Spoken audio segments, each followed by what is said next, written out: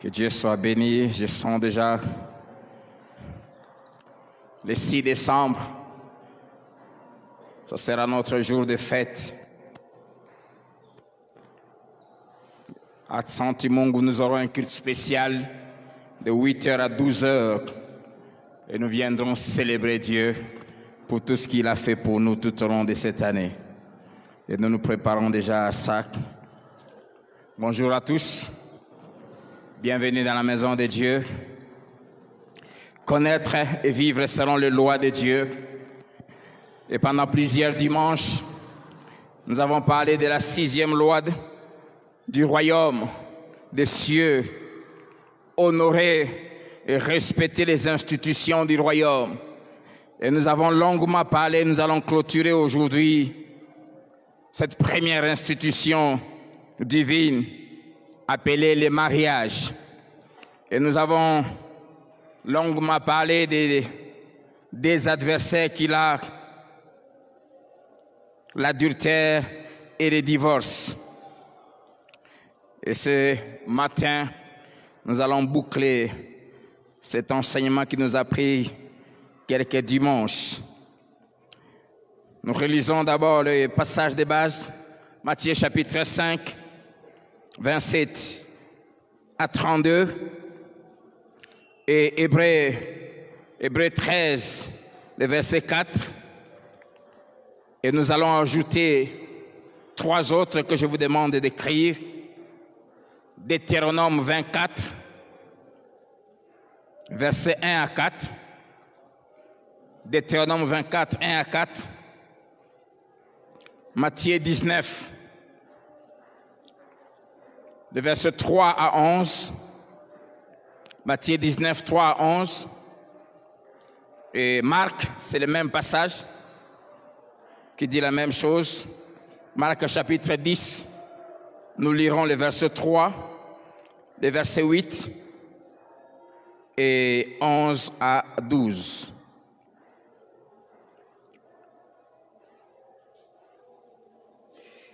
Matthieu chapitre 5, verset 27. Vous avez appris qu'il a été dit, tu ne commettras point d'adultère. Mais moi je vous dis que quiconque regarde une femme pour la convoiter a déjà commis un adultère avec elle dans son cœur.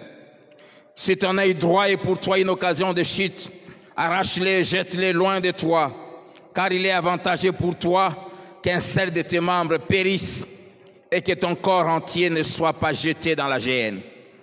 Et si ta main droite est pour toi une occasion de chute, coupe-la et jette-la loin de toi, car il est avantageux pour toi qu'un seul de tes membres périsse et que ton corps entier n'aille pas dans la géhenne. Versets 31 et 32, ça va nous concerner aujourd'hui. Il a été dit que celui qui répudie sa femme lui donne une lettre de divorce. Mais moi, je vous dis que celui qui répudie sa femme, sauf pour cause d'infidélité, c'est-à-dire d'adultère, l'expose à devenir adultère. Et que celui qui épouse une femme répudiée commet un adultère. Matthieu et Hébreux 13, 4. Que le mariage soit honoré de tous et le lit conjugal exempt de souillure, car Dieu jugera les impudiques et les adultères. Deutéronome 24.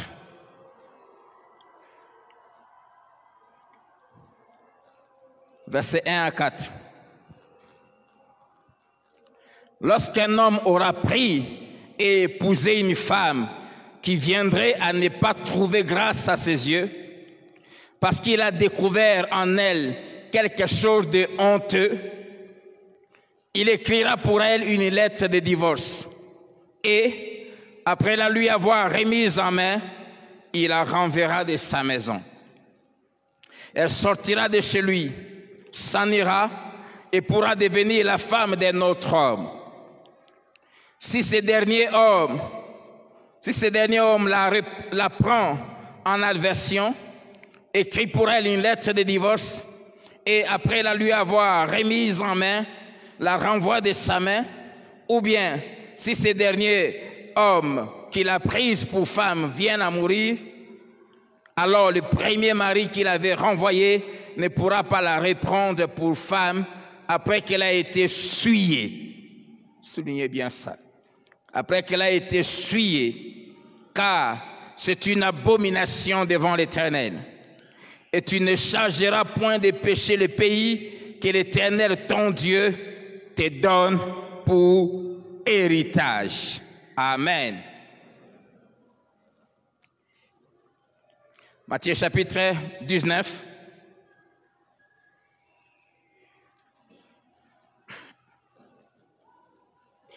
Verset 3 à 11. Les pharisiens l'abordèrent et dirent, pour le prouver, est-il permis à un homme de répudier sa femme, et souligner, pour un motif quelconque?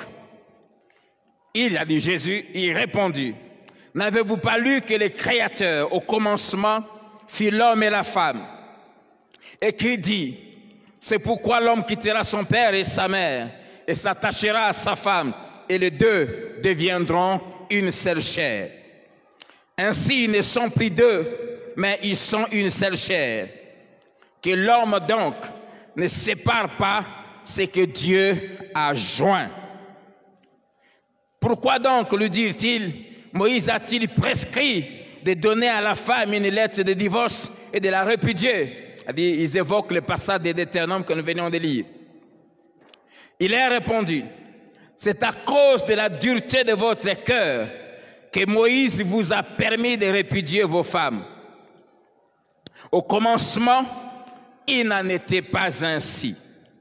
Mais je vous dis que celui qui répudie sa femme, sauf pour infidélité, et qui en épouse une autre, commet un adultère. Ses disciples lui dirent, si telle est la condition de l'homme à l'égard de la femme, il n'est pas avantagé de se marier. Il a répondu, tous ne comprennent pas cette parole. Tous ne la comprennent pas. Et même les pharisiens, les docteurs de la loi de l'époque de Jésus, l'avaient tellement tordu et dévié de son sens. Mais seulement c'est à qui cela est donné. Et nous sommes de ceux à qui la compréhension de la parole est donnée. Et ce matin, nous allons, par la grâce du Saint-Esprit, bien la comprendre. Marc 10. C'est le même passage que Matthieu 19, mais je prends juste le verset 3, verset 8 et 11 à 12. Verset 3, et Jésus dit à l'homme, plutôt Marc 10, excusez-moi, il a répondu, que vous a prescrit Moïse? Juste pour souligner que Matthieu n'a pas fait sortir ça, mais Jésus a commencé par leur poser la question, qu'est-ce que Moïse vous a dit? Et ils ont dit ce que Moïse avait dit que nous venons de lire. Verset 8. Et les deux deviendront une seule chair. Ainsi, j'ai voulu faire ressortir cette phrase. Ils ne sont plus deux, mais ils sont une seule chair. Verset 11 à 12.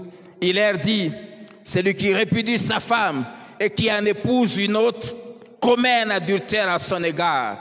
Et si une femme quitte son mari et en épouse un autre, elle commet un adultère. Amen. Amen. Nous sommes en train de parler de la première institution, la plus importante, sur laquelle toutes les autres viennent se construire, les mariages. Et nous avons commencé à parler de 13 vérités, et jusqu'à dimanche passé, nous en avons évoqué 10. Je ne vais pas y revenir. Si vous n'étiez pas là, veuillez commander le CD, s'il vous plaît. Aujourd'hui, je vais parler des 3 vérités qui restent. Nous avons dit que cette institution, que le mariage a 2 ennemis, l'adultère et le divorce. On a longuement parlé de l'adultère et aujourd'hui, on va parler du divorce. Et les deux vont ensemble, selon Jésus. quand l'un produit l'autre. Et la 11e vérité que j'aimerais nous partager aujourd'hui, c'est cette mauvaise interprétation que les pharisiens, que les docteurs de la loi de l'époque, pour satisfaire leurs désirs, pour essayer de justifier leur mauvais comportement et leur refus d'obéir à la parole de Dieu, ils ont tordu la parole pour l'adapter à leur conduite. Et c'est ce que nous voyons souvent, surtout dans le chef de plusieurs hommes de Dieu, plusieurs pasteurs, quand quelqu'un commence à se compromettre pour essayer de justifier son mauvais comportement, sa mauvaise conduite, le fait qu'il est sorti de la parole. Il commence à tordre la parole, à prendre certains versets, les faire sortir de leur contexte pour essayer de justifier et de défendre son péché. Et cela ne date pas d'aujourd'hui. Et Jésus,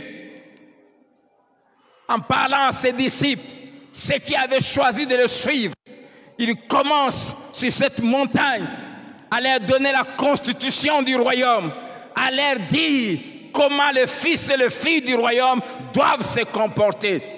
Et il commence à corriger des choses. Il dit, vous avez appris qu'il a été dit. Vos pasteurs vous enseignent. Il dit, pharisiens, docteurs de la loi vous enseignent. Il a été dit. Cette interprétation erronée des Juifs sur le divorce. Le verset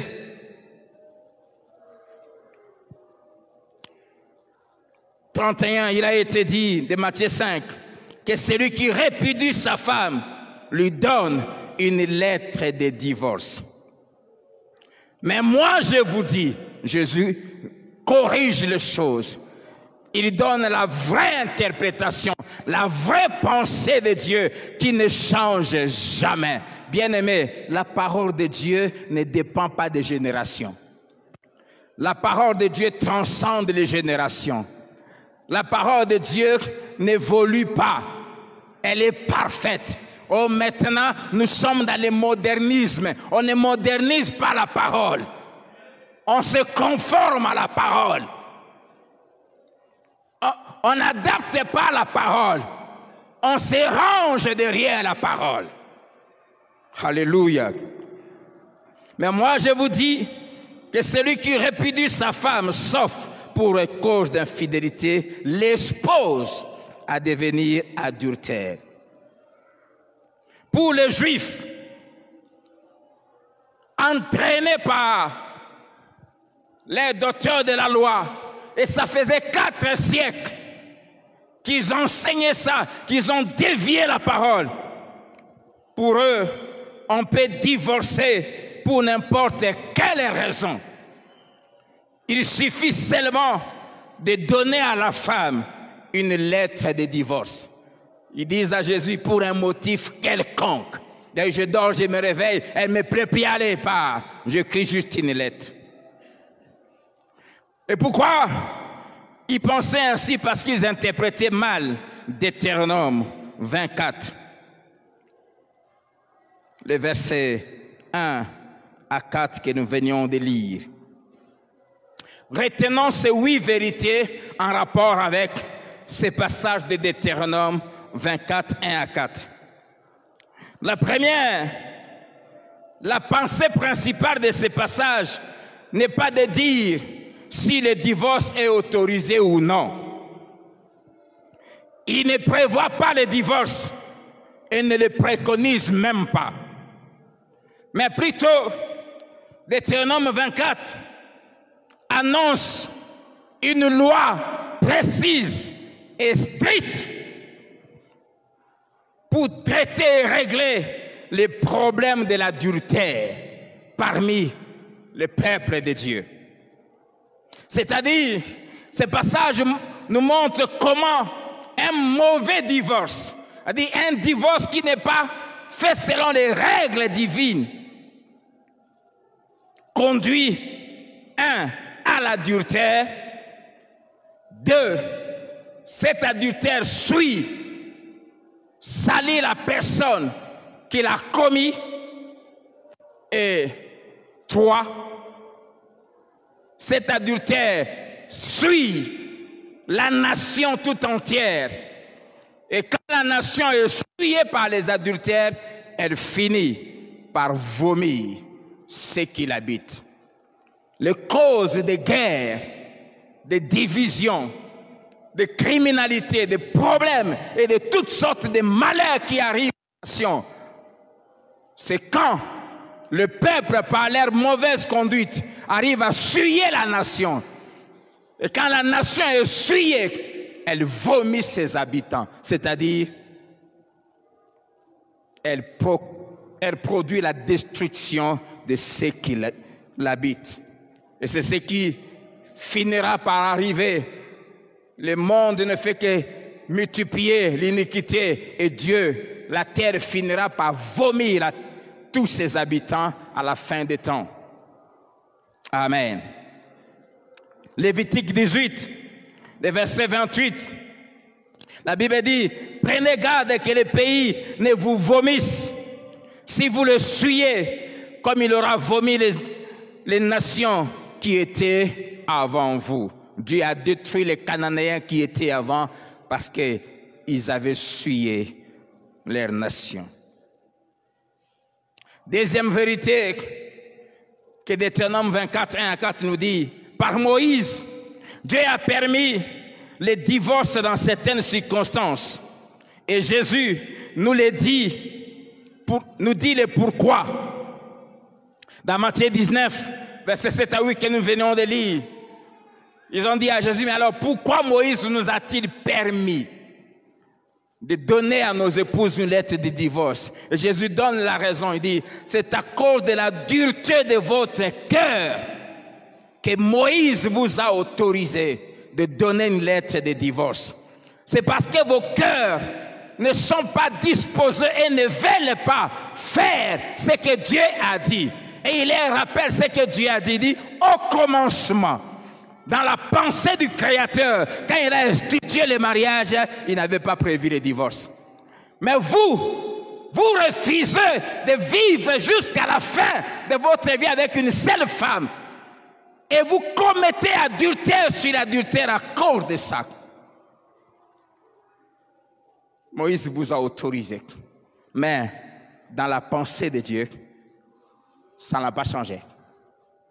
Et Jésus est venu remettre les choses comme elles étaient au commencement.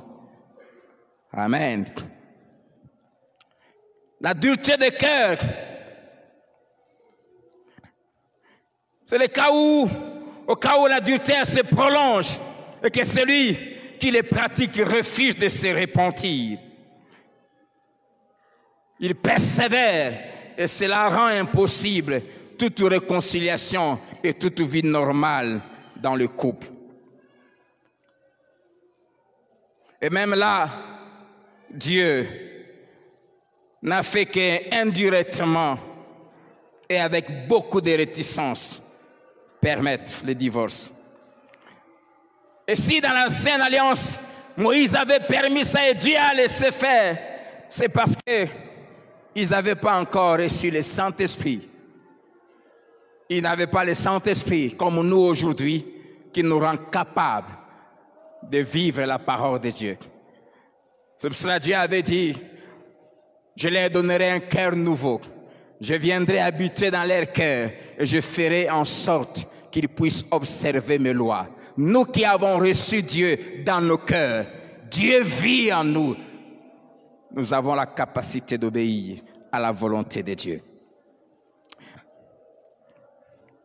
C'est pour cela que Jésus rappelle que pour Dieu, seule la mort doit mettre fin au mariage. Personne ne doit séparer, dit Jésus, ce que Dieu a joint. Troisième vérité, la lettre de divorce ne justifiait pas le divorce. Et ils avaient mal compris le but de la lettre de divorce. Dieu n'avait pas permis à Moïse de leur dire d'écrire une lettre de divorce pour justifier le divorce. Mais la lettre de divorce protéger plutôt la réputation de la femme répudiée contre la calomnie de la nation. Et elle a testé légalement qu'elle était affranchie de son mari et qu'elle avait le droit de se remarier.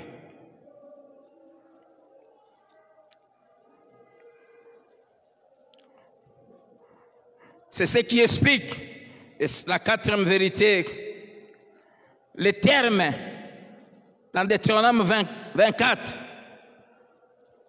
quelque chose de honteux. Lorsqu'un homme aura pris, verset 1, et épousé une femme qui viendrait à ne pas trouver grâce à ses yeux, parce qu'il a découvert en elle quelque chose de honteux. La raison donnée ici, que Moïse parle en disant de quelque chose de honteux, il veut simplement dire quelque chose d'impur. Cela signifie toutes sortes de comportements inconvénients et honteux, malsains, qu'une femme peut manifester et qui embarrasse son époux, qui lui met mal à l'aise. Notez bien, cette expression, quelque chose de honteux, n'évoque pas le divorce. Si un homme trouve en sa femme quelque chose de honteux, ça veut simplement dire quelque chose qui lui dérange, qui lui met mal à l'aise. Mais ici, Moïse n'a pas parlé de l'adultère, qui est la seule raison pour mettre fin au mariage. Parce que l'adultère, selon la loi de Dieu, était condamné par la mort, pas par le divorce.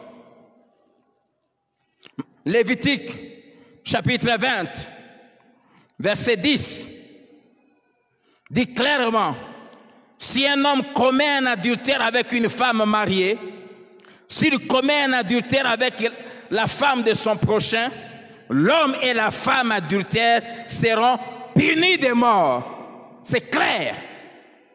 Quand il y avait adultère, on tuait les deux. Mais quelque chose de honteux ici ne parle pas de l'adultère.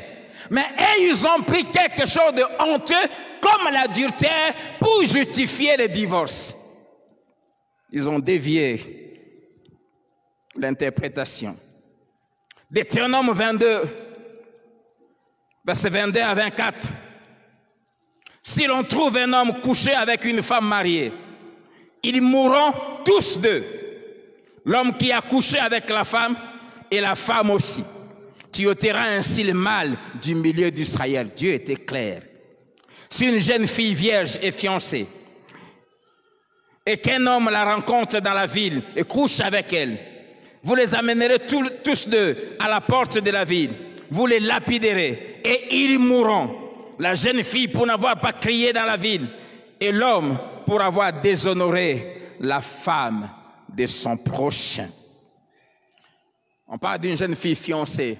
En Israël, dès que les fiançailles étaient officialisées, c'est-à-dire au niveau des parents, l'homme et la femme, bien qu'ils ne vivaient pas encore ensemble, ils étaient déjà légalement mariés.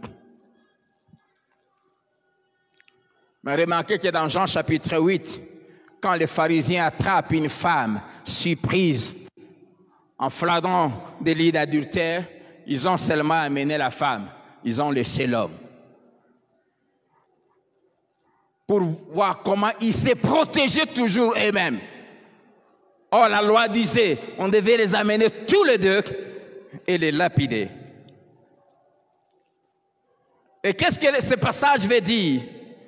Que divorcer de sa femme, parce qu'elle n'était plus, parce qu'elle est devenue, entre guillemets, selon toi, impolie, insoumise, ou parce qu'elle est une sorcière, tu as découvert qu'elle est sorcière, ou quelle que soit une autre raison à part l'adultère,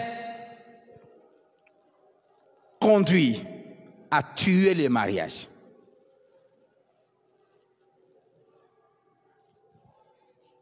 Vous n'avez pas le droit de divorcer. Pourquoi? Parce que non, nos comportements ne s'accordent pas, non. Elle est devenue têtue. Non. Oh, j'ai découvert qu'elle est sorcière. La sorcellerie, ce n'est pas une raison pour divorcer. Il fallait découvrir ça avant. Et si tu es un vrai chrétien, divorcer parce que quelqu'un est sorcier, ça m'étonne. Parce que celui qui vit en toi est plus grand que celui qui vit en elle. Alors, entre vous deux, qui doit fouiller qui?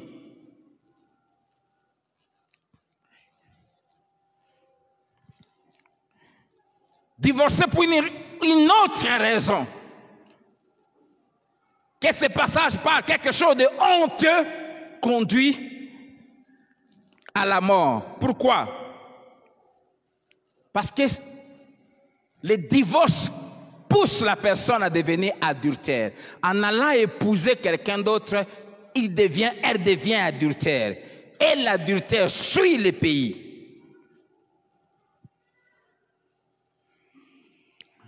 Et toi-même qui l'as répudié et qui a épousé une autre personne, tu deviens adultère. Et celle qui t'a épousé devient aussi adultère. Et comme nous avons dit, chaque fois que vous couchez ensemble, c'est de l'adultère. Vous vivez dans un adultère permanent et assurez-vous que l'enfer vous attend.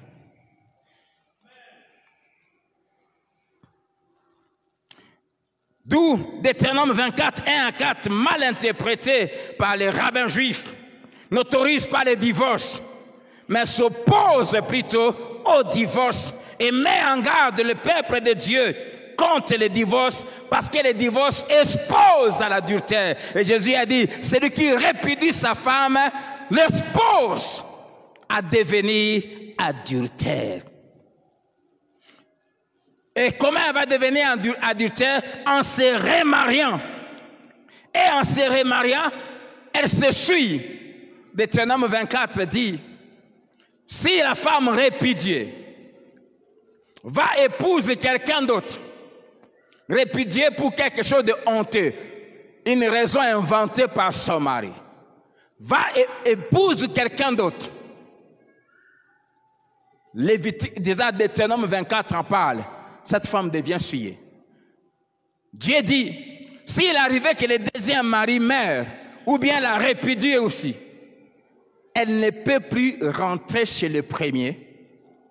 Pourquoi? Parce que le deuxième mariage l'a fait quoi? L'a souillée. Pourquoi ça l'a souillée? Parce qu'elle a commis l'adultère en allant épouser quelqu'un d'autre. Jeunes gens, ne jouez pas avec le choix dans les mariages.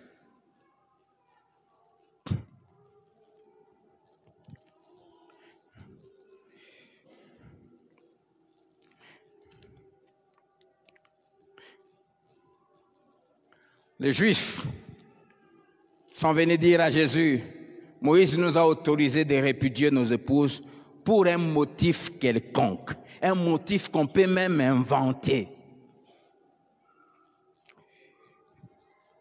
Mais pour Dieu, et Jésus les ramène, pour Dieu, Dieu n'a jamais changé sa pensée sur le mariage. Dieu détestait les divorces. Dites-moi Amen. Malachie chapitre 2, versets 13 à 16. Malachie, le dernier livre de l'Ancien Testament. Chapitre 2, versets 13 à 16, la Bible dit, « Voici encore ce que vous faites. Vous couvrez de larmes l'autel de l'Éternel, de pleurs et de gémissements, en sorte qu'il n'a plus égard aux offrandes et qu'il ne peut rien agréer de vos mains. Et vous dites, pourquoi ? Parce que l'Éternel a été témoin entre toi et la femme de ta jeunesse, à laquelle tu es infidèle, bien qu'elle soit ta compagne et la femme de ton alliance. Nul n'a fait cela avec un reste de bon sens. Un seul l'a fait. Pourquoi? Parce qu'il cherchait la postérité que Dieu lui avait promise. Prenez donc garde en votre esprit, et qu'aucun ne soit infidèle à la femme de sa jeunesse. Car je hais la répudiation, dit l'Éternel, le Dieu d'Israël. Et celui qui couvre de violence son vêtement, dit l'Éternel des armées. Prenez donc garde en votre esprit et ne soyez pas infidèles. Je hais la répudiation et celui qui couvre de violence. son vêtement.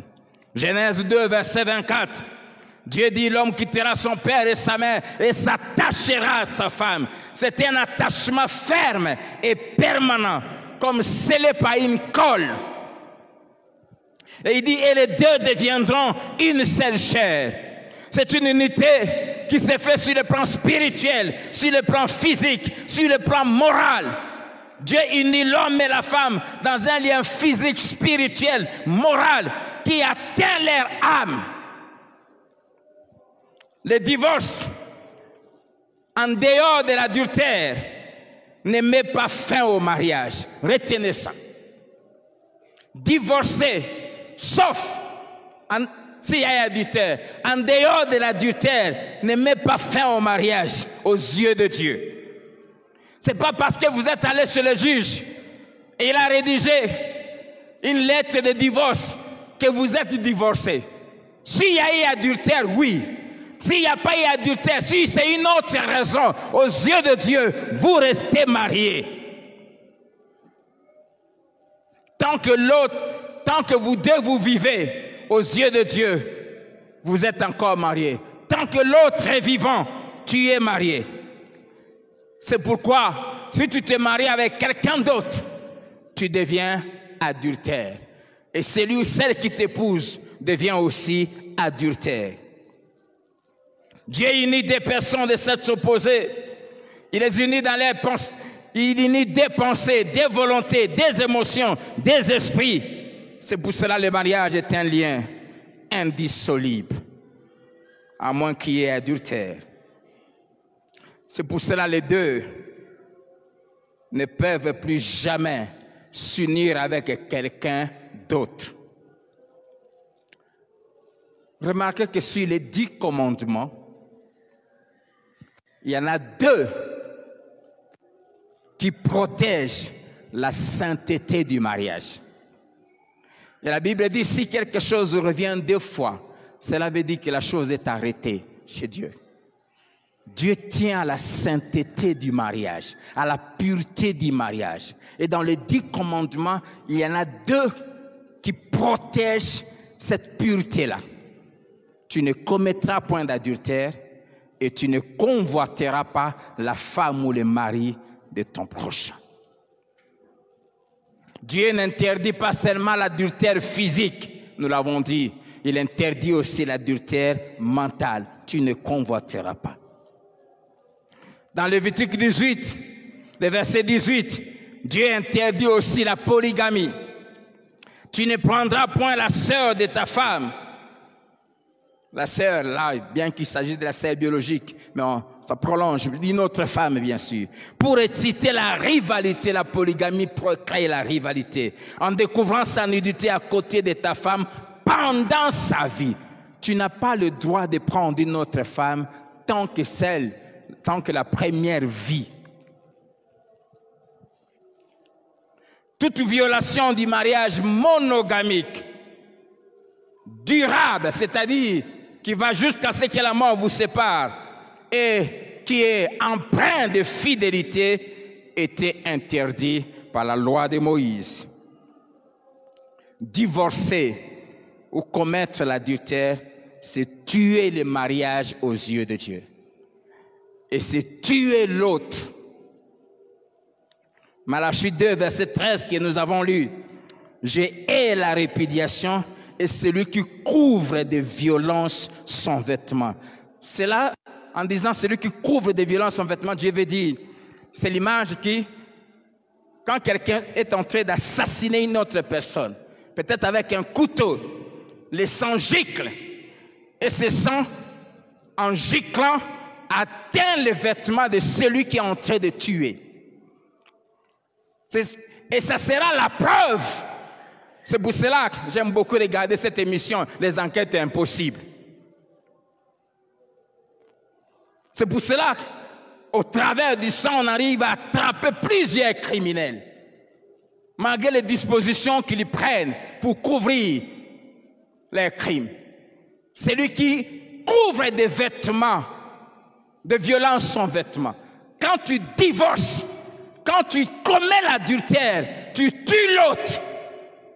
Et quand tu les tues, son sang s'attache à tes vêtements. Et aux yeux de Dieu, où que tu ailles, ce sang de ta femme ou de ton mari que tu as trompé, que tu as chassé pour une raison qui n'existe pas, ce sang crie devant Dieu. Et Dieu te voit suer sale. Et partout où tu vas salir tous ceux qui vont entrer en contact avec toi.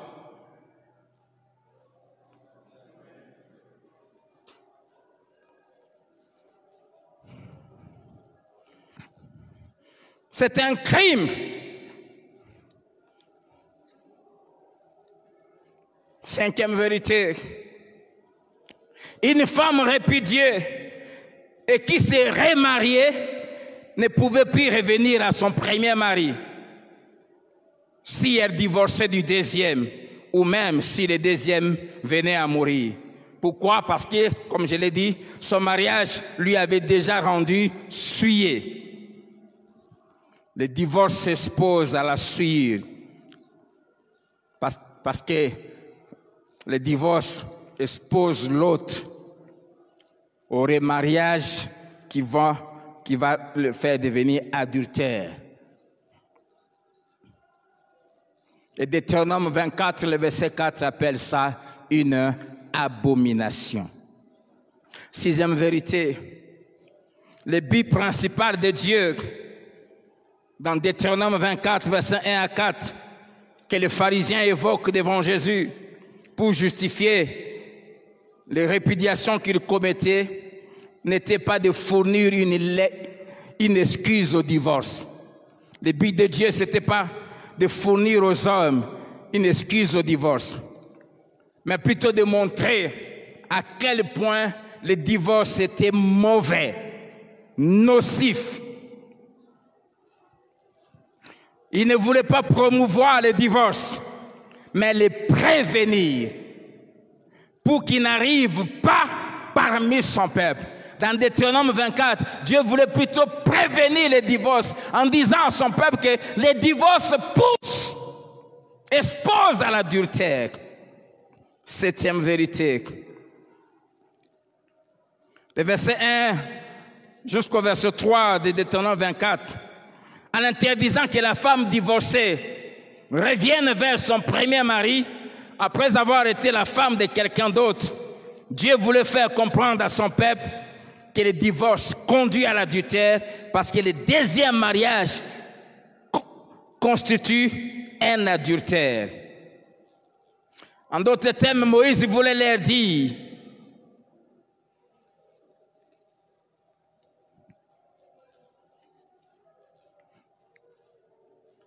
que les vêtements, qu'ils étaient en train plutôt de souiller les vêtements. Jérémie 3, verset 1, parlant de sa relation avec Judas, qu'il avait tellement tourné le dos. Dieu dit, il dit, lorsqu'un homme répudie sa femme, qu'elle le quitte et devient la femme d'un autre homme, cet homme retourne-t-il encore vers elle? Le pays même ne serait-il pas souillé? Bien-aimé, le divorce suit le pays. C'est pour cela qu'il y a beaucoup de choses mauvaises dans nos nations aujourd'hui, parce que le divorce est devenu quelque chose de facile aujourd'hui. Huitième vérité. Ici, je voudrais m'adresser à ceux qui sont encore célibataires. Deutéronome 22, versets 28 à 29. Dieu dit, si un homme rencontre une jeune fille vierge non fiancée,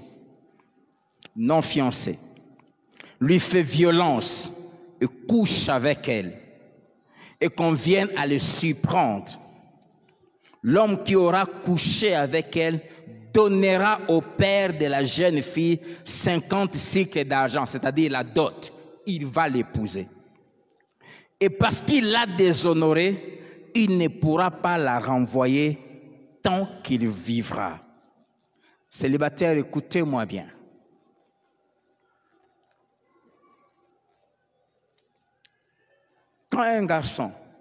Si un garçon arrive à coucher avec une fille, aux yeux de Dieu, coucher ensemble fait de vous une seule chair. Amen. Dès que vous couchez avec quelqu'un, vous avez l'obligation de l'épouser. Et la Bible dit, dans ces cas-là, même cette mauvaise interprétation, même Deutéronome 24 ne s'applique pas. Quand tu as eu à violenter une fille, ou tu l'as aimée dans vos histoires que vous appelez copain, copine, là, vous couchez ensemble. Vous avez l'obligation de l'épouser. Tout ce que son père, dès qu'il apprend à faire, c'est de vous exiger la dot. Et vous la prenez. Et la Bible dit, quoi qu'elle fasse dans ta maison, tant que tu vivras, tu ne peux plus la répudier. Vous comprenez ça? Ne jouez pas avec les sept.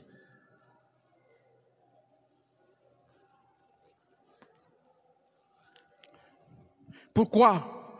Dieu dit lorsqu'il rencontre une jeune fille vierge, non fiancée, parce que pour Dieu, on devait se marier vierge, et quand quelqu'un n'est pas marié, garçon comme fille, est supposé être vierge. On ne devait pas laisser à quelqu'un d'autre ce qu'on a déjà utilisé. C'est pour cela, dès que vous touchez à quelqu'un, sexuellement, vous devez l'épouser parce que vous ne pouvez pas laisser à quelqu'un d'autre ce que vous avez déjà utilisé. Dites-moi amen.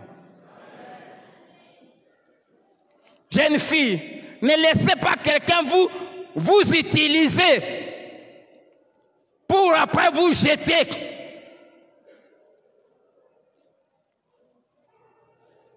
C'est mauvais.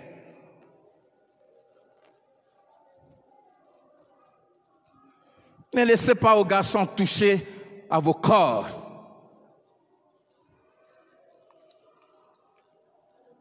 Une femme est faite pour un seul homme et un homme est fait pour une seule femme. Et c'est là pour toute la vie. Dans la pensée de Dieu, au commencement, Jésus est venu remettre ça. On devait de la naissance à la mort ne voir que la nudité d'une seule personne. Ça, c'est dans la pensée de Dieu. Au commencement, c'était comme ça. Ces méchantes jeunes filles, peut-être livrées à gauche, à droite, à gauche, à droite, à gauche, à droite. Je vais même vous choquer ce matin. Tu deviens un boulevard et puis après, tu viens faire les sérieux ici à l'église et un frère innocent qui s'est bien gardé va prendre quelque chose qui a été déjà usé. Même ma jeune gens, gauche, droite. Vous attrapez maladie là-bas, maladie vénérée, mal soignée. Et vous allez entrer dans le mariage déjà bousillé.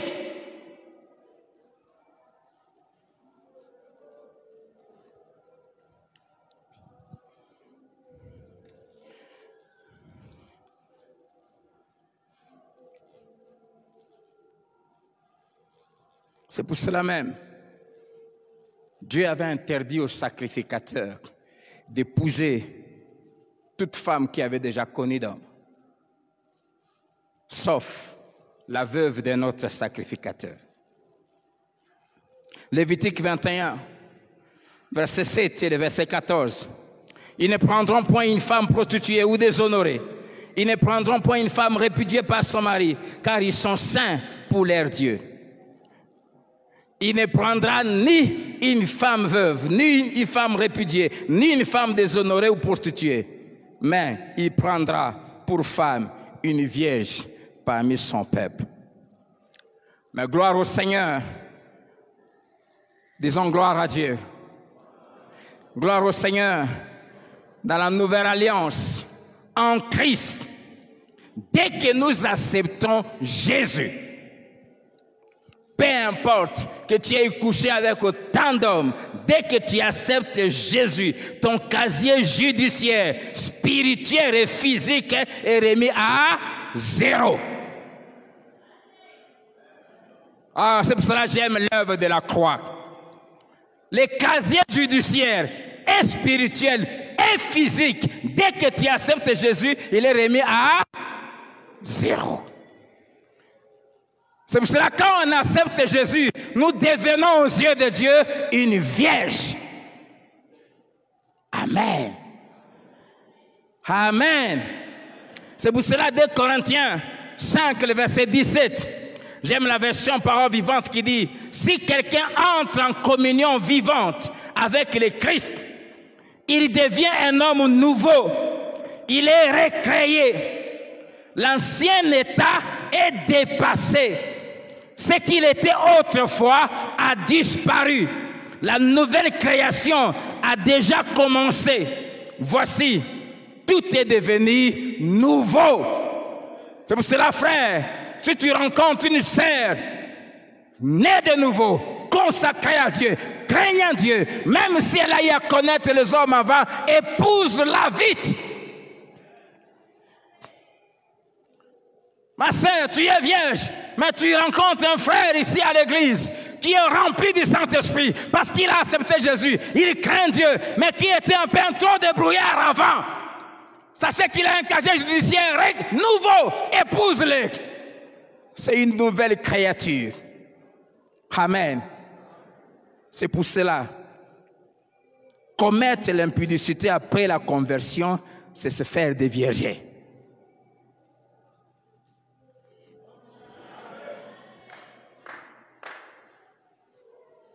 C'est pour ça que quand tu te convertis, garde-toi. Amen. Mais quand, après la conversion, tu nous dis que tu t'es converti, mais tu continues à aller gauche-droite, tu n'es pas mariable. Je ne sais pas si ça existe. Amen. Que Dieu soit béni. Bon, je résume. Les Juifs avaient mal interprété le divorce, la notion du divorce. Dieu n'autorisait pas le divorce, mais Dieu montrait que si vous divorcez, sauf s'il y a adultère, vous vous exposez tous les deux à devenir adultères. Et l'adultère est mauvais parce qu'il suit la personne qui le commet et au travers de ces personnes, c'est toute la nation qui est souillée. 12e vérité. La 12e vérité, j'aimerais nous parler de ce que Jésus enseigne dans Matthieu 19. Et ici, j'aimerais parler de différents cas de divorce. Différentes situations où le divorce est autorisé légalement par Dieu et qui fait que après avoir divorcé, tu peux te remarier sans devenir adultère.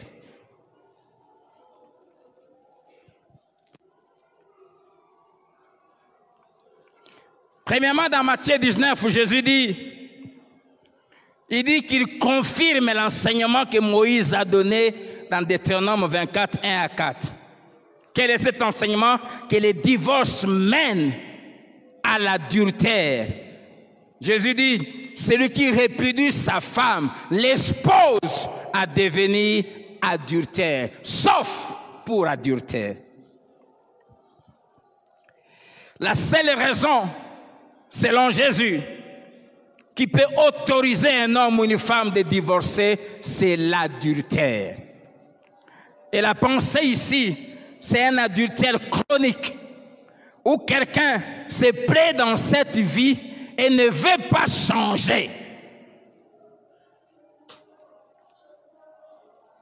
Il demande pardon, il retombe, il ne veut pas changer.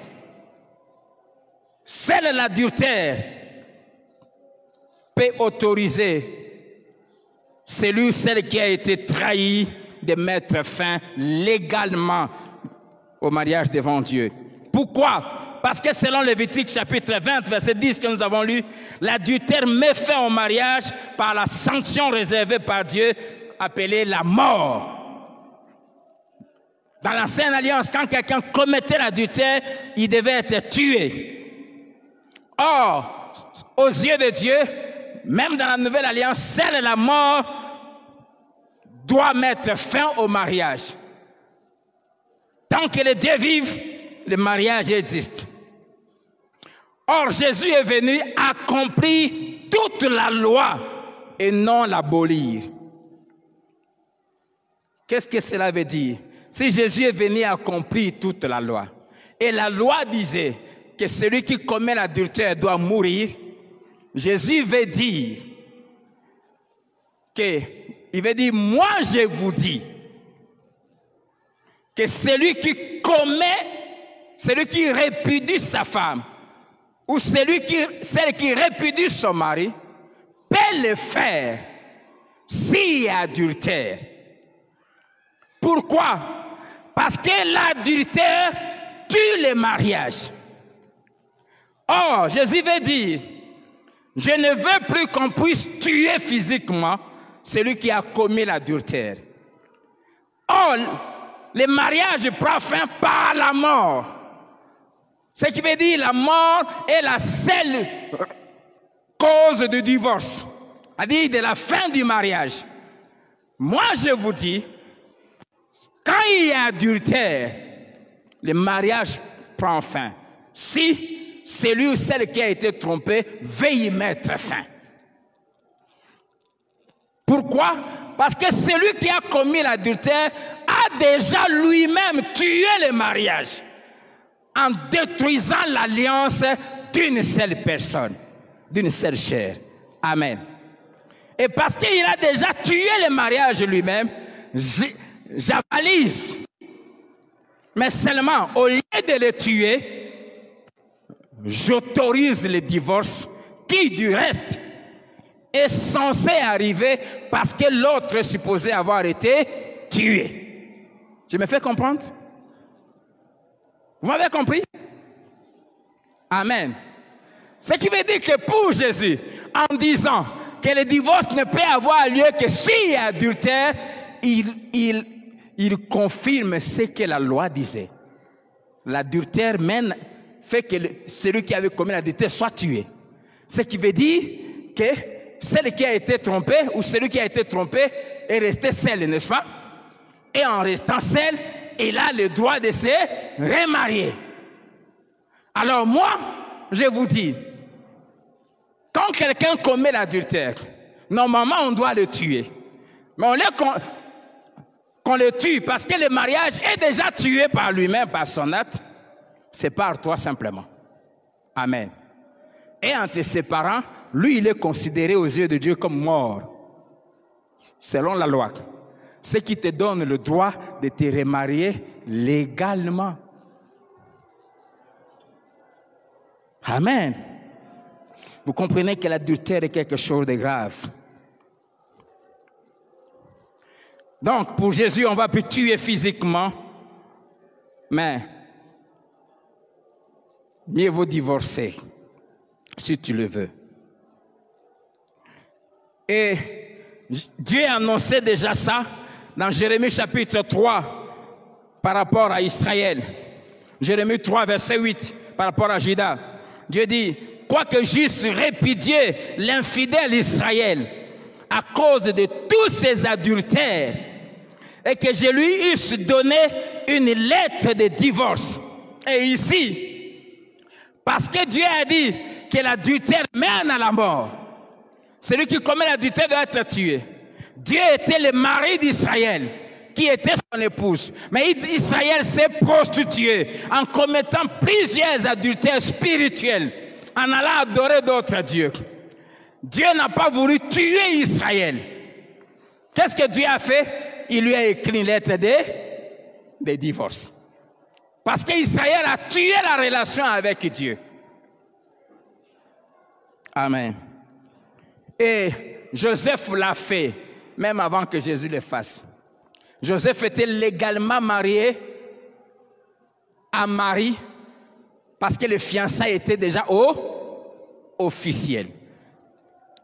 Et quand Joseph découvre que Marie était grosse, alors que lui n'avait jamais couché avec elle, ce qui voulait dire, entre guillemets, aux yeux de Joseph, que Marie a fait quoi?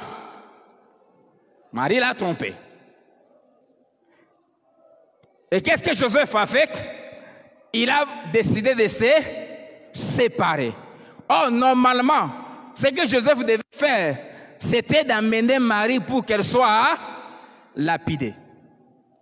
Amen. Mais la loi disait qu'on doit lapider et la femme mariée et celui qui a couché avec elle. Donc on devait lapider qui? Marie et le Saint-Esprit.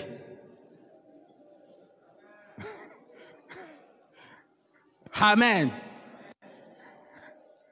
Et là, Dieu a montré déjà que non, comme on ne peut pas lapider le Saint-Esprit, Joseph a décidé quoi? De se séparer. Et en se séparant, si vraiment, heureusement que ce n'était pas un problème d'adultère, Joseph avait le droit de se remarier. Amen. Et Jésus lui-même a appliqué la loi, la nouvelle loi telle qu'il établissait, la nouvelle interprétation, pas une nouvelle interprétation, il a bien interprété, selon la nouvelle alliance, quand on lui a apporté la femme qui a été surprise en flagrant délit d'adultère dans Jean 8. Et ceux qui l'ont apporté ont dit à Jésus ce que la loi dit. Moïse nous a dit qu'une telle femme doit être lapidée. Seulement là où il y avait problème, c'est que Moïse a dit qu'on devait lapider la femme et celui qui a couché avec elle. Mais ils n'ont pas amené l'homme. Mais malgré cela, la femme devait être lapidée. Jésus a autorisé qu'on la lapide? Non. Simplement une manière de dire que l'acte qu'elle a posé, elle-même vient déjà de tuer les mariages. Je ne sais pas si je me fais comprendre. Amen. C'est pourquoi les remariages, si tu divorces parce que ton partenaire est un adultère et tu décides de te remarier, tu ne pêches pas. Le remariage est légal en cas d'adultère. En cas de divorce causé par l'adultère, tu peux légalement, seulement à une condition, que tu te remaries dans le Seigneur. Amen. Mais, bien que l'adultère donne l'autorisation à celle qui a été trompé de divorcer et de se remarier, la Bible nous parle aussi de la loi par excellence.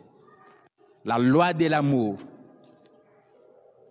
Qui dit dans 1 Corinthiens 13 que l'amour croit tout, supporte tout, pardonne tout et espère tout. Et Dieu a illustré ça par le mariage entre Osée et Gomère. Lisez les livres du prophète Osée. Tellement qu'Israël s'est prostitué, commettait beaucoup d'adultères. Et Dieu ne cessait d'aller vers lui pour le ramener et lui pardonner, pour montrer à quel point son amour pour son peuple est inépuisable. Dieu a demandé à son serviteur d'aller pour épouser une femme prostituée. Il épouse Gomère. Légalement, Gomère lui fait un premier enfant. Et puis après, l'épouse fuit la maison et va se prostituer. Et quelle prostitution? C'est dans des maisons de licence là où elle s'exposait nue, la femme d'un prophète. Et Dieu dit à son serviteur, va la reprendre et pardonne-la. Il va la reprendre, il la ramène. Il lui dit, je vais tout te donner, mais sois seulement pour moi. Mais malgré ça, Elle le laisse encore, elle repart encore. Et Dieu dit à son serviteur, va la prendre. Et quand il est allé la prendre, il a même trouvé dans les mains, pas d'un homme, mais de plusieurs hommes. Dieu seul sait c'était quelle scène. Et juste pour nous dire que si tu veux pardonner, tu peux continuer à pardonner et rester. Mais si tu trouves que ça n'est trop et que tu décides de partir parce que l'autre est un infidèle invétéré, tu peux partir. Et c'est légal et tu ne pêches pas. Non seulement que tu peux partir, mais tu peux aussi te remarier. Je trouve même dangereux, on doit en parler, quand l'adultère se vit dans le couple, si un homme est adultère, il met sa femme en danger. Aujourd'hui, avec toutes les maladies, et moi qui vous parle, mon père a été un adultère de carrière. Et cet adultère de carrière a emporté notre maman qui était à la maison. La pauvre, qui n'avait jamais trompé son mari, qui a quitté cette terre à 32 ans, si jeune, elle est partie, laissant ses enfants. Ma sœur cadette ne connaît ses parents que par des photos.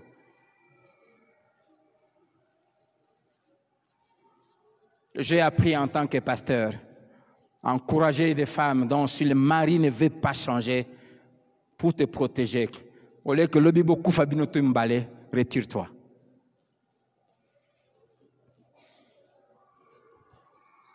Amen.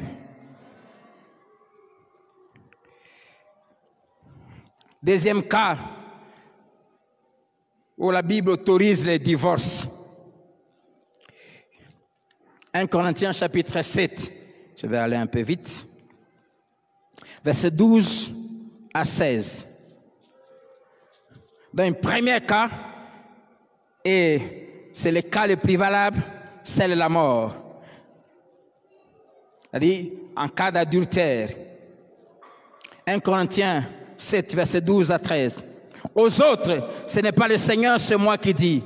Si un frère a une femme non croyante et qu'elle consente à habiter avec lui, qu'il ne la répudie point. Et si une femme a un mari non croyant et qu'il consente à habiter avec elle, qu'elle ne répudie point son mari. Car le mari non croyant est sanctifié par la femme et la femme non croyante est sanctifiée par le frère. Autrement, vos enfants seraient impurs, tandis que maintenant ils sont saints. Si les non-croyants se séparent, qu'ils se séparent. Le frère ou la sœur ne sont pas liés dans ces cas-là.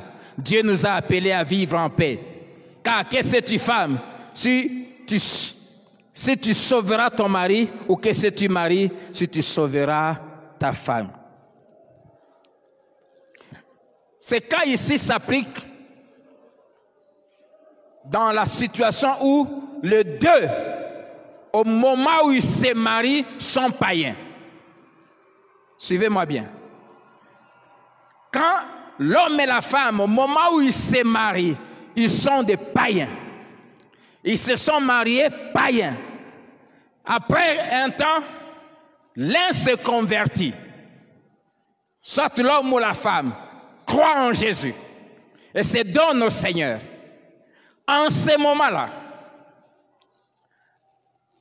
celui qui s'est donné au Seigneur ou celle qui s'est donnée au Seigneur doit savoir, que son mari, y compris leurs enfants, aux yeux de Dieu, à cause de lui ou d'elle, ils sont regardés comme étant saints. Amen. Cela veut dire quoi? Ils ne sont pas sauvés. Pour être sauvé, il faut accepter Jésus personnellement. Mais à cause de son partenaire chrétien, le païen ainsi que les enfants jouissent de la couverture et de la protection de Dieu. Amen. De la même manière que le monde jouit d'une certaine paix à cause de la présence de l'Église. Parce que tant que nous sommes sur la terre, le diable n'est pas libre pour agir. Quand l'Église sera enlevée, maintenant, le diable aura la liberté de se pousser pendant la grande tribulation, ça sera terrible. Si tu es converti, après que tu t'es marié païen avec ton mari ou ta femme, sache que, à cause de toi, malgré les bêtises qu'il fait, Dieu le protégera. Toi qui es ici, qui as une femme chrétienne, toi qui es païen, qui continue à faire des bêtises, si jusqu'aujourd'hui tu ne meurs pas, c'est à cause de ta femme. Si jusqu'aujourd'hui tu continues à briller dans ta carrière professionnelle, à avoir de l'argent et même à monter des grades, c'est à cause de prières de l'autre qui connaît Dieu.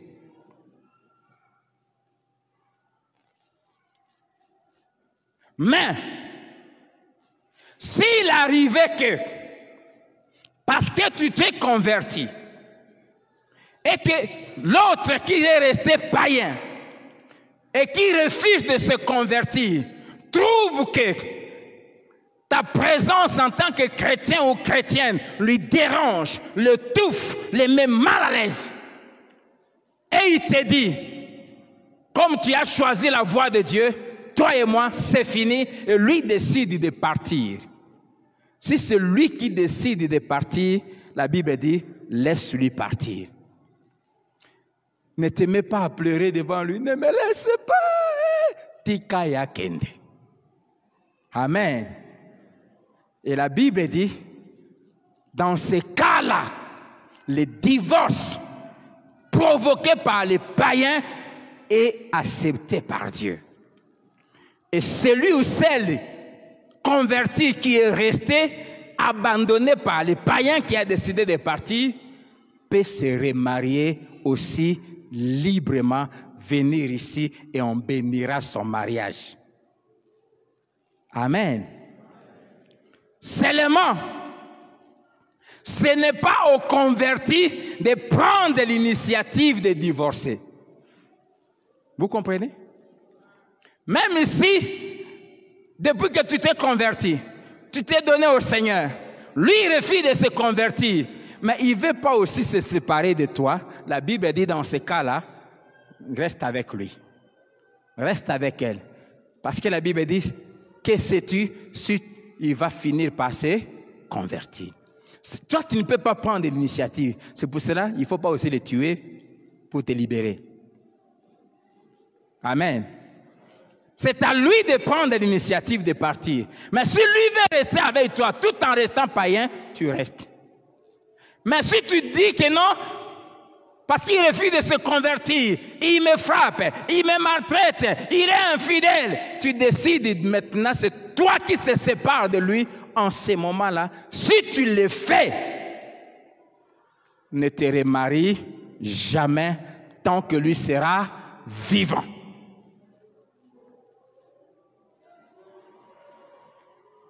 Amen. Vous comprenez? C'est pour cela, jeunes gens, ne jouez pas. Ces cas-là, c'est pour ceux qui se sont mariés païens. Il ne faut pas venir dire, tu es chrétienne. Tout en étant chrétien, Dieu interdit le mariage entre païens et chrétiens. Tu es allé prendre un aventurier qui passe ce jour dans les boîtes de nuit, au soi-disant que tu vas le convertir. Vous entrez dans les mariages, il ne se convertit toujours pas. Et puis tu viens, non, la Bible dit, si la chrétienne a épousé un païen, et si, non, ce n'est pas le même cas. Toi, tu as désobéi à la volonté de Dieu. Tu dois subir les conséquences de ta désobéissance. Fanda na mutoponaki. Yamba makofi na yo.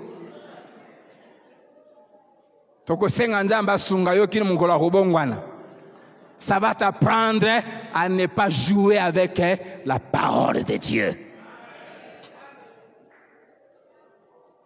Amen. Yo moko mutopona qui est tout en sachant qu'il est un païen. Alléluia. Amen. Est-ce que c'est clair?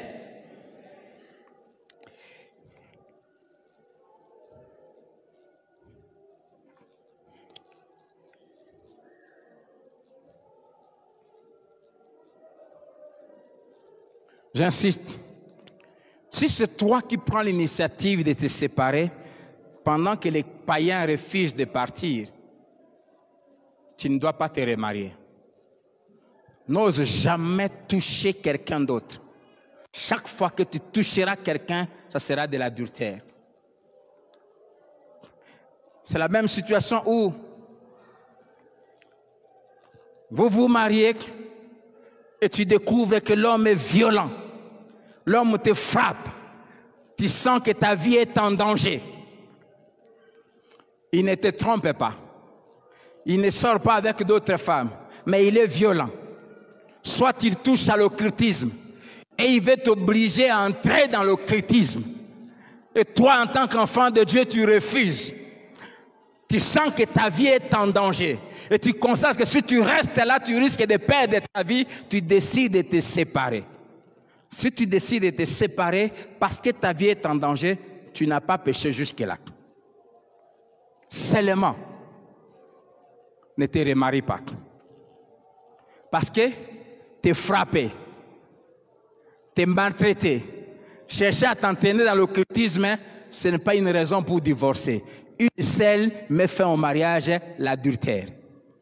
Tant qu'il n'a pas commis l'adultère, mais il te frappe, tu peux fuir pour garder ta vie. Mais seulement quand tu pars, ne te remarie jamais tant que lui sera vivant. Pourquoi? Parce qu'aux yeux de Dieu, tu es toujours marié. Et si tu oses prendre quelqu'un d'autre, là où tu es parti en fuyant, ton mari qui n'a jamais couché avec une autre femme, mais qui est violent, si tu oses le faire, tu deviens adultère. Et celui qui t'épouse, lui aussi commet l'adultère. Et chaque fois quand vous vous mettez ensemble dans votre chambre, vous faites quoi? Vous commettez Et si la trompette sonne, frère, tu vas tout droit, sans escale, sans même qu'on te dise hey, au revoir, en enfer. C'est pour cela qu'un bon mariage dépend du choix.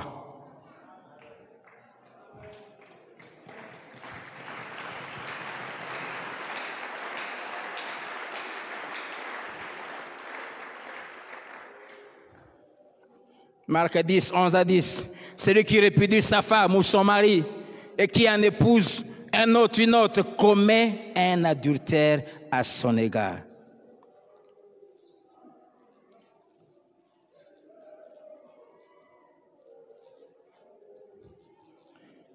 Alléluia.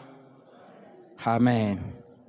Et pour terminer, la 13e loi, on n'aura pas le temps de lire les passages. Je vous avais demandé la fois passée de lire Ézéchiel chapitre 16.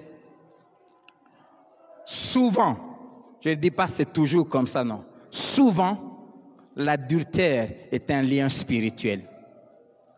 Souvent.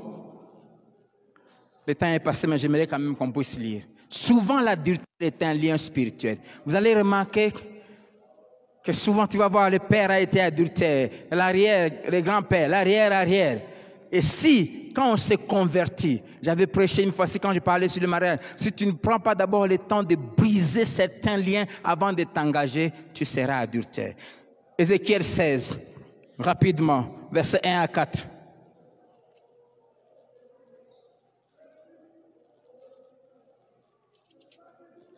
Ézéchiel 16. La parole de l'Éternel me fit adresser en ces mots. Fils de l'homme, fais connaître à Jérusalem ses abominations. Tu diras, ainsi parle le Seigneur l'Éternel à Jérusalem. Dieu commence par rappeler à son peuple son origine. Il dit, par ton origine et ta naissance, tu es du pays de Canaan. Et les Cananéens étaient des pervers sexuels à un niveau terrible. Ton père était un Amoréen et ta mère une Étienne. À ta naissance, au jour où tu naquis, ton nombril n'a pas été coupé. Les liens spirituels n'ont pas été coupés. Tu n'as pas été lavé dans l'eau pour être purifié. Tu n'as pas été frotté avec du sel. Et tu n'as pas été enveloppé dans des langes. Le jour où tu es né, le jour où tu acceptes Jésus, il faut couper les liens.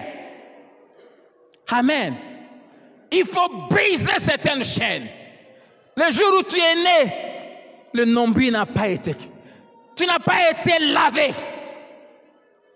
Il y a la sainteté de position. Quand on accepte Jésus, on est enfant de Dieu. Automatiquement, aux yeux de Dieu, on est saint. Dieu nous regarde comme saints parce que nous sommes couverts par la sainteté de Christ. Ça, c'est la sainteté de position. C'est pour cela, quand vous lisez les épîtres, l'apôtre Paul dit aux saints qui sont à Éphèse, aux saints, c'est ceux qui ont accepté Jésus. Mais il y a la sainteté de la vie de tous les jours. Tous les jours, il faut se sanctifier, se débarrasser des mauvaises choses que nous avons acquises dans le monde. La Bible dit, 1 Pierre 1, 18, Dieu nous a rachetés de toutes les vaines manières de vivre héritées de nos pères. Nous ne recevons pas de nos pères seulement, pas seulement les nez, les visages. Non, nous recevons aussi des liens spirituels. Il faut les briser. Amen. Amen. Verset 29. Tu as multiplié tes prostitutions avec les pays de Canaan jusqu'en Chaldée. Et avec cela, tu n'as pas encore été rassasié. Quelle faiblesse de cœur tu as eue, dit le Seigneur, l'Éternel, en faisant toutes ces choses qui sont l'œuvre d'une maîtresse prostituée. L'adultère, ça montre la faiblesse de cœur. La faiblesse de caractère, le manque de personnalité, le manque de dignité, le manque de fierté, le manque de constance, le manque de fermeté, le manque de maîtrise. Quelle faiblesse de cœur tu as eue. Lorsque tu bâtissais tes maisons, 31, de prostitution, à l'entrée de chaque chemin, lorsque tu faisais tes hauts lieux dans toutes les places, tu n'as pas même été comme la prostituée qui réclame un salaire. Tu as été la femme adultère qui reçoit des étrangers au lieu de son mari. Alléluia. Je termine par le verset 44. Voici, tous ceux qui disent des proverbes t'appliqueront ces proverbes. Telle mère, on peut lire ensemble. Voici tous ceux qui disent des proverbes t'appliqueront ces proverbes. Telle mère, ça montre les liens. Quand ça n'a pas été coupé. C'est pour cela, j'enseigne ça le mercredi ici. Tout combat qu'un père n'arrive pas à l'emporter sur le plan spirituel, il le lègue à ses enfants. Il faut briser les liens de famille. Si la prostitution est un lien de famille, si dans ta famille, les gens ne font pas des enfants, les gens ne se marient pas, il faut briser ces liens. Si tu n'arrives pas à vaincre ces péchés, tu les laisseras à tes enfants. Mes enfants ne seront pas des adultères, parce que moi j'ai brisé ces liens. Et je suis un homme fidèle à ma femme, et je leur transmets cette fidélité. On t'appliquera ces proverbes. Telle mère, telle fille, tel père, tel fils. Père, brisez les liens. Paye le prix. S'il faut gêner 10 jours, 40 jours pour sortir de ces péchés, fais-le. Si tu arrives à vaincre ces péchés, tes enfants ne le commettront pas. Les liens vont se casser avec toi. Oh Dieu, suscite des briseurs de liens. Transmets à tes enfants l'héritage du ciel. La fidélité, la sainteté, la vérité, la droiture. Sors de ces liens. Et les gens, ces liens familiaux qui ont été tissés pendant des siècles, ça ne se rompt pas sans gêne et prière. Ça fait partie de cette espèce où Jésus a dit, cette espèce ici ne sort que par le jeûne et la prière. La première fois où je jeûnais 40 jours et 40 nuits, je me suis converti. Mais pendant plusieurs années, chaque nuit presque, je rêvais que je couchais avec des femmes, alors que je ne l'avais jamais fait. Plusieurs femmes. C'est comme si j'étais marié à beaucoup. Et c'est comme ça le système dans la tribu où je viens, que je n'ai pas choisi. Jusqu'à ce que je dise, trop c'est trop. J'ai décidé de jeûner 40 jours et 40 nuits. C'était jusqu'à vers le 19e jour que ça s'est cassé. J'oublie jamais. J'ai vu que c'était un songe, une vision. Plusieurs femmes, j'ai même reconnu certains visages des membres de famille qui pleuraient en disant, elles disaient à Lingala, Mobale Kitoko Beto perdre. Elles m'ont perdu pour toujours. Pour toujours. Non seulement qu'elles m'ont perdu, elles ont perdu toute ma race, toute ma postérité. Je suis entré dans le mariage un homme libre, un homme affranchi. J'ai épousé aussi une femme affranchie. Et nous donnons naissance aux enfants consacrés à Dieu. Que Dieu vous bénisse.